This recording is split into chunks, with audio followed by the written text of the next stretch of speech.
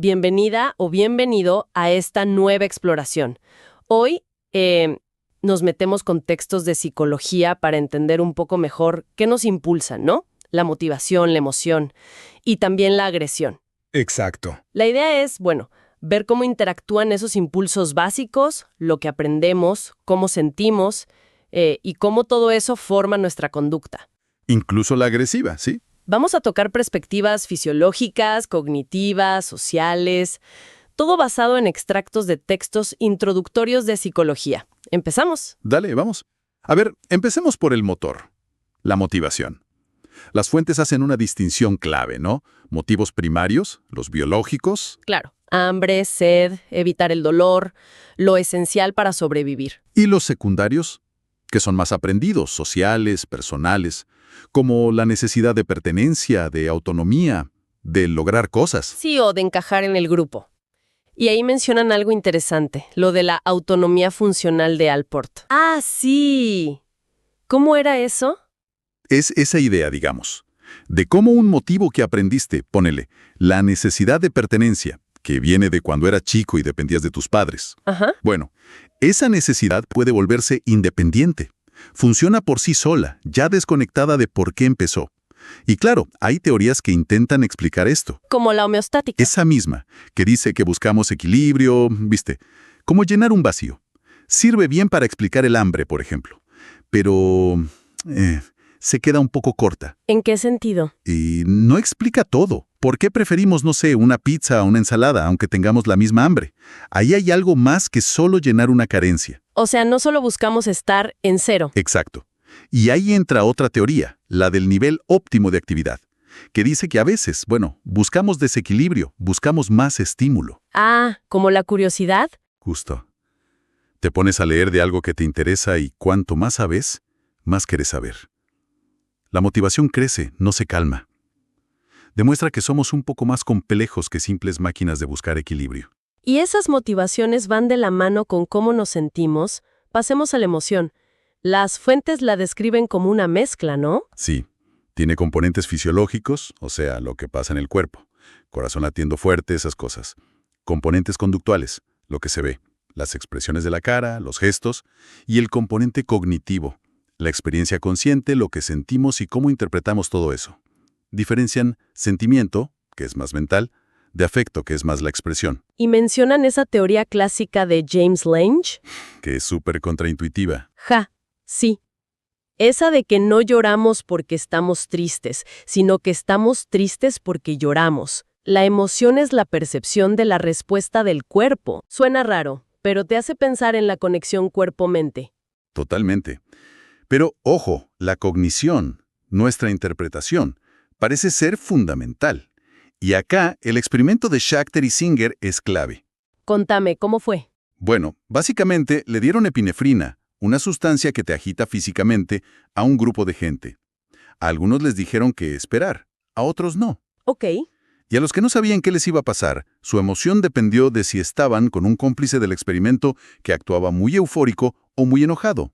No te puedo creer. O sea, interpretaban su propia agitación física según lo que veían afuera. Si el otro estaba eufórico, sentían euforia. Si estaba enojado, sentían enojo. La misma agitación, distinta emoción. ¡wow! Entonces la mente le pone la etiqueta a la sensación física basándose en el contexto. Exactamente. Los que sí sabían que la inyección los iba a agitar, no se contagiaron. Dijeron, esto es por la inyección. Atribuyeron la causa correctamente. Eso demuestra el poder de la interpretación, de la cognición.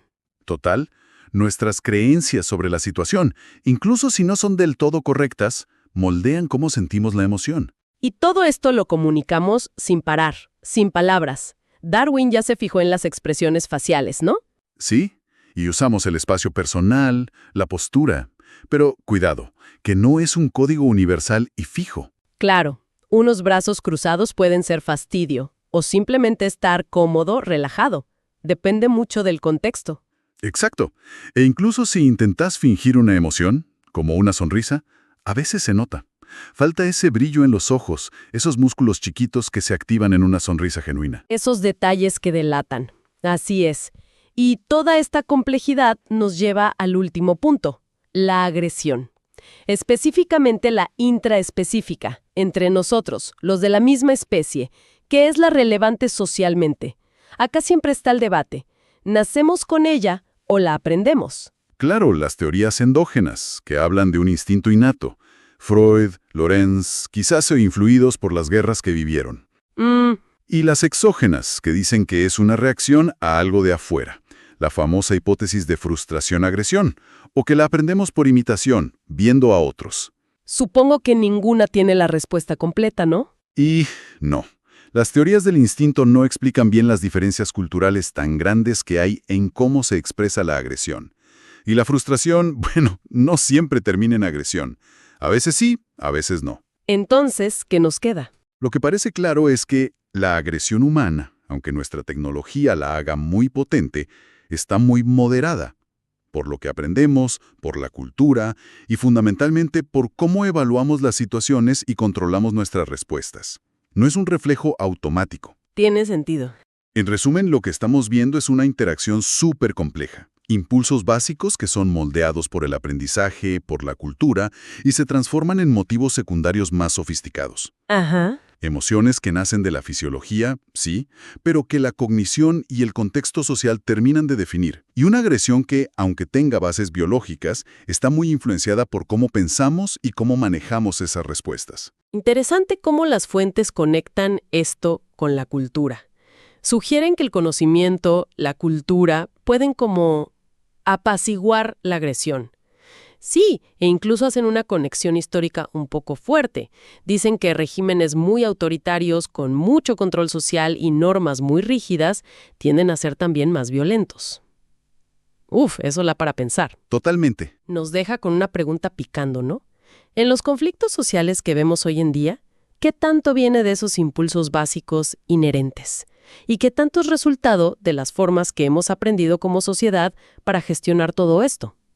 Nuestras motivaciones, nuestras emociones, formas que a veces claramente fallan. Una excelente pregunta para seguir reflexionando.